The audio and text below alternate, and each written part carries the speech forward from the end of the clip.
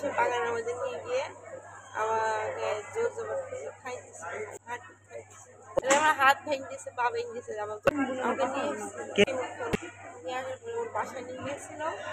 বাসায় ওর আব্বু আম্মু সবাই এসেছিল। আসার পরে আমার ওরা জোর জবাদ করে তার মানে গাড়িতে তুলে দিয়েছিল। পরে আবার শিমুল ফোন ধরে আমাকে ডেকে নিয়ে এসেছিল। নিয়ে এসে বাগানের মধ্যে নিয়ে গিয়ে আমাকে জোর জবাদ করে খাইতেছে, হাত খাইতেছে।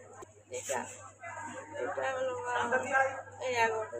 এখানে পাশের লোকে দেখেছিল, আমি বসছিলাম জেলখানার পেছনের মানুষটা নিয়ে গেছিল।